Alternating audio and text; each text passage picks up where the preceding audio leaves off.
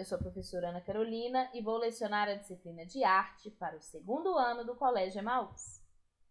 Lembrem-se das nossas orientações, de estar sempre num local bem tranquilo para fazer as videoaulas e que todas as atividades, exercícios, revisões devem ser feitas tendo como base os conteúdos que vemos nas nossas videoaulas, tudo bem?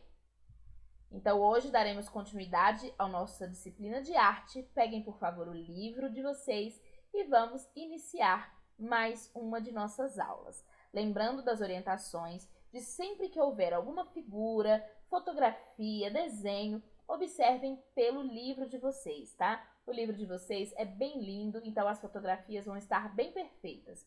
Eu coloco aqui para ilustrar, na nossa videoaula, mas no livro de vocês a imagem é melhor.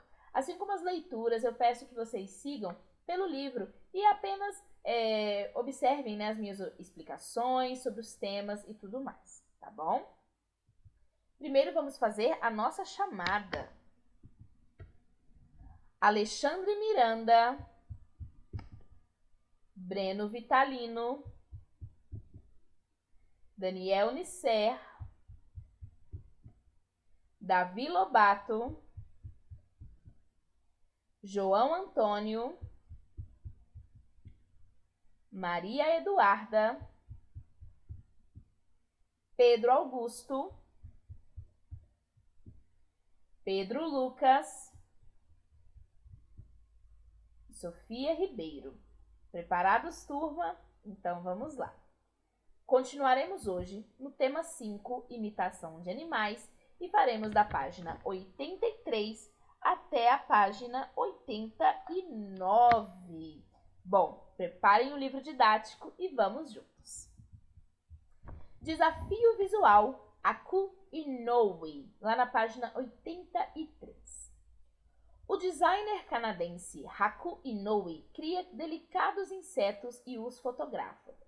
Observe as obras do artista apresentadas nesta página e converse com o professor e os colegas sobre as questões a seguir. Bom, não conseguiremos conversar, né? Mas vamos refletir sobre o fato. Primeiro, vamos observar essa figura que está aí do lado, né? Nós temos um besouro feito de plantas. Olhem a delicadeza, né, dessas obras de arte. Eu, particularmente, não gosto muito de insetos, mas esses que o Aku Inoue faz, até mesmo eu consegui ver beleza e achar incrível. Olhem só que bonito, né? Ele utiliza flores, ele utiliza parte dos caules para fazer, né, as patas do animal e até mesmo as anteninhas. Olhem só a perfeição desse animal. Vamos então, né, falar sobre esta atividade. Primeiro vamos falar desta figura, né, que é uma borboleta que ele criou com pétalas de flores. Ali no meio nós temos a parte de baixo, né, provavelmente de uma rosa, ou a parte da flor, né, aquela partezinha verde que une as pétalas. Temos ali também as antenas, o corpo, realmente ficou perfeita, né? Eu não sei qual ficou mais perfeita, se é a borboleta ou o besouro. Qual delas vocês acharam mais bonita? E agora as 3 atividades. Que elementos o artista usou para criar esses insetos? Então, quais foram os materiais utilizados por ele para a criação dessas obras de arte? Pétalas de flores, né? É uma das respostas, mas vocês podem colocar também que não foi só as pétalas de flores, pedaços do caule, pedaços das folhas, parte da estrutura das plantas, todos estes elementos foram utilizados nessas obras de arte lindas que o Inoue fez, né? O que você achou desses animais? Eles têm algo de inusitado? Essa é uma resposta pessoal, né? Vocês podem colocar aí a opinião de vocês. Refletindo sobre esse assunto, eu achei incrível, né? Normalmente os insetos são animais que as pessoas não costumam ligar muito.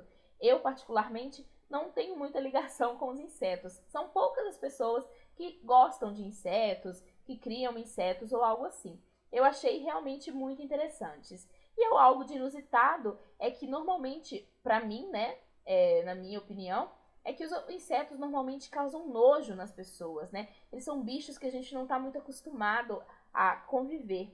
Quando esse artista coloca pétalas de rosa, pétalas de flores, de plantas, ele transforma a imagem desses animais em algo completamente diferente, né? Então, se antes ele era cascudo, estranho, aqui com as pétalas de flores, ele se torna um bicho delicado, de uma beleza excepcional, né? Então, faz com que a gente comece a pensar um pouco sobre esses animaizinhos que normalmente são tão ignorados. Como você acha que o artista cria suas obras? Essa também é uma resposta pessoal. Eu posso dar aqui a minha opinião para ajudar vocês a pensar sobre o fato. Eu acho que a criação dessas obras, ela não é tão fácil, né? Porque ele precisa ter o material, esse material precisa ser suficiente para as obras, esse material ele precisa ter um formato que ele possa utilizar, né? Além disso, ele precisa realmente conhecer o animal. Vocês podem perceber aqui, por essas duas obras que estão no livro, né? Esse besouro, por exemplo, que as patas estão exatamente na posição que deveriam estar. A antena maior também faz o formato exato. Temos uma anteninha menor que qualquer pessoa que não tenha conhecido esse bicho profundamente poderia deixar passar, né? Porque ela é mais fininha, ela é menor. O corpo também tem todos os formatos que deveria ter o corpo desse inseto, né? A borboleta, olha só como a borboleta está simétrica, uma parte exatamente igual à outra. Nós temos aí as pétalas formando não só um formato muito bonito, mas também um degradê. Observem que ela é rosa escura e vai ficando cada vez mais clara até chegar no centro. Esse é um trabalho de muita precisão desse artista, né? Assim como a parte central da borboleta ficou ali de uma maneira também muito bonita. Agora vamos para a página 84 falar a curiosidade, ilustração científica. Os desenhos não existem apenas no mundo da arte, eles também desempenham um papel importante em outras áreas do conhecimento. Um bom exemplo disso são as ilustrações científicas, que são usadas para retratar com fidelidade as características de um objeto de estudo, apresentando o máximo de detalhes possível. Então, observem, né, por essa fotografia aí à direita, que nós temos um tronco sendo desenhado exatamente à perfeição. Professora, por que os desenhos científicos têm que ser tão perfeitos? Pensem comigo assim, existe um livro em que conta pra gente quais são as plantas de uma floresta que são venenosas. Elas podem causar um mal muito grande para as pessoas. Se esses desenhos não forem precisamente iguais a essas plantas, pode haver alguns problemas, né? Uma pessoa pode se confundir, acabar fazendo um chá com uma planta que não deveria. Então, os desenhos científicos, eles têm que ser perfeitos para tratar, né, para passar a imagem perfeita para quem está lendo. O artista estadunidense Mark Dion criou verdadeiras obras de arte com base em ilustrações científicas para a 33ª Bienal de São Paulo em 2018. Para compor sua obra, o artista coletou várias plantas, insetos e objetos descartados como bitucas de cigarro e tampinhas de garrafa, no próprio espaço do Parque Ibirapuera, na cidade de São Paulo. Depois, com uma equipe de colaboradores, Mark Dion reproduziu o material coletado na forma de aquarelas, construindo assim um catálogo que mapeia a vida animal e a vegetação do Parque Ibirapuera. E também, né, como dito aqui, as bitucas de cigarro. Então ele mostrou também o lixo que estava ali no parque, infelizmente. Observem essa fotografia, né, esse desenho científico de um pássaro. Vocês podem observar que tem até mesmo o brilho dos olhos, o formato do bico, todas as cores que o bico dele tem, as patinhas, né, sempre perfeitas, as penas com as cores exatas que o passarinho deveria ter, para mostrar aí para as pessoas estudando, né, que quando elas virem aquele pássaro, vai ser exatamente igual a esse. Vamos para a linha do tempo falar sobre arte e ciência, lá na página 87. Como vimos no tema 4, as paredes das cavernas serviram de tela para as primeiras comunidades humanas. Por meio de desenhos, essas populações expressavam sua cultura e seu modo de viver, os animais e a vegetação ao seu redor. Com o passar dos anos, a humanidade se desenvolveu e adotou a arte como ferramenta para diferentes finalidades, seja como modo de expressão artística, seja para uso científico, como é o caso do desenho técnico. Assim como a ilustração científica, o desenho técnico mostra com precisão o objeto estudado. Alguns desenhistas dessa área escolhem um ramo da ciência para estudar e se dedicam a compor ilustrações realistas e com rigor técnico, de acordo com os conhecimentos científicos. Foi na época do Renascimento que as ilustrações científicas ganharam bastante reconhecimento. Observe nessa página um exemplo desse tipo de trabalho feito pelo pintor e desenhista francês Jean-Théodore Descourtils. Ele viveu aí de 1796 a 1855. São cromolitografias de pássaros brasileiros feitas com base em ilustrações do artista. Então observem, as cores dos pássaros, como são perfeitas, os movimentos das asas, a posição em que esses pássaros estão parados, o bico deles, com o formato bem específico de cada um, a maneira como eles pousam nas árvores, como as asas deles ficam quando estão em repouso, todos os detalhes destes pássaros que foram criados ali. Atualmente, a fotografia e a microscopia também têm uma função muito importante na produção de imagens para a ciência. Então, pegando o microscópio, nós podemos descobrir aí elementos muito pequenos que não poderiam ser vistos somente com os olhos, e então todas as pessoas podem descobrir como eles são com a ajuda desse instrumento. Vamos ler então aqui a nossa linha do tempo. Pré-história. Pinturas rupestres. As pinturas rupestres, como vocês sabem, são essas pinturas dos homens da caverna, que eles faziam aí há milhões de anos atrás, nas cavernas, nas montanhas, nos paredões rochosos, no chão. E até hoje temos várias pinturas rupestres daquela época que podemos observar. Os mais famosos estão na Espanha e na França, mas temos aqui no Brasil também, lá na Serra da Capivara, no Piauí, existem ali imagens, pinturas rupestres de milhões de anos atrás, as mais antigas do mundo, que estão lá no nordeste do nosso país. Segunda parte da linha do tempo, Renascimento, que vai do século XVI e XVII, que é a valorização das ilustrações científicas. Então foi nessa época, é importante vocês entenderem também, por que essas ilustrações científicas foram valorizadas justamente nessa época. Porque foi nessa época que a ciência começou a se desenvolver, para chegar até o ponto que estamos hoje.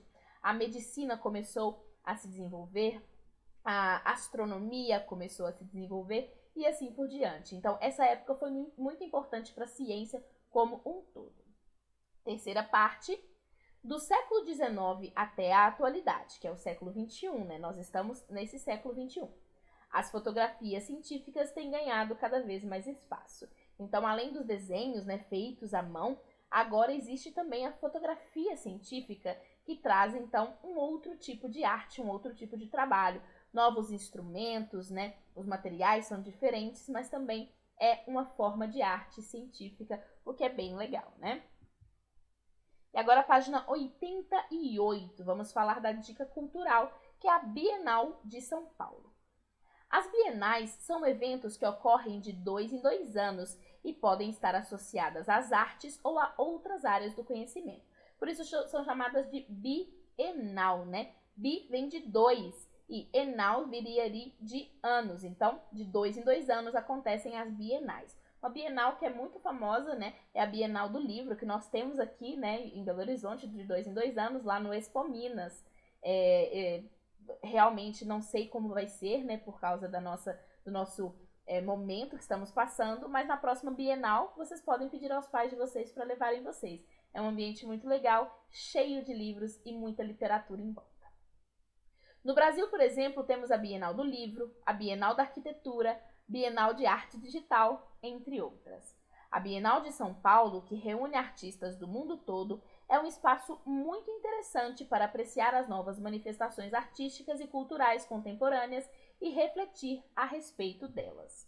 Em 2016, o tema da 32ª e 33ª Bienal de São Paulo foi Incerteza Viva. Em 2018, a edição apresentou propostas em torno do conceito afinidades afetivas. Quem define o que será exposto na Bienal são os curadores, ou seja, as pessoas escolhidas para criar o conceito da exposição e definir os artistas que vão participar dela. E vamos para o corpo dançante, falar da capoeira Angola, lá na página 89. A capoeira é uma manifestação cultural brasileira que nasceu da influência da cultura africana no Brasil. A capoeira Angola é um dos tipos de capoeira que existem no Brasil. Ela também é chamada de capoeira mãe, pois conserva alguns dos fundamentos mais antigos dessa prática. Muitos dos movimentos desse tipo de capoeira foram inspirados em movimentos de animais. No Brasil, o baiano Vicente Ferreira Pastinha, ou Mestre Pastinha, como era conhecido, é considerado o fundador da capoeira Angola. Veja nessa página a reprodução de manuscritos de Mestre Pastinha e leia suas palavras ao descrever os movimentos de aproximação e de afastamento da capoeira, assim como fazem os animais ao se encontrarem. Temos então, os manuscritos desse mestre de capoeira e também algumas figuras. A capoeira, ela surgiu no Brasil desde a época em que os africanos eram trazidos à força para serem escravos aqui no Brasil, Então, desde a época que o Brasil estava sendo colonizado por Portugal. Então, é uma arte cultural muito rica e já muito antiga no nosso país. E a atividade do portfólio de vocês da página 85 se chama É o Bicho. Escolha um animal e busque uma referência visual dele. Pode ser uma fotografia obtida em um livro ou em uma revista, ou imagem pesquisada na internet. Então, escolham um bicho e tentem procurar uma fotografia dele. Observe atentamente o animal escolhido e tente criar uma ilustração científica dele. Para isso, procure reproduzir as características do animal da forma mais fiel e objetiva possível. Pinte o desenho do modo que achar mais interessante, lembrando que as cores, devem ser as mais próximas possíveis das cores do próprio animal. Por fim, indique as características do animal desenhado, como nome, tamanho, cor, espécie e etc. Então, vocês vão fazer essa atividade e enviar aqui para o nosso colégio, tá bom? Nos vemos na próxima aula e lembrem-se juntos no caminho certo.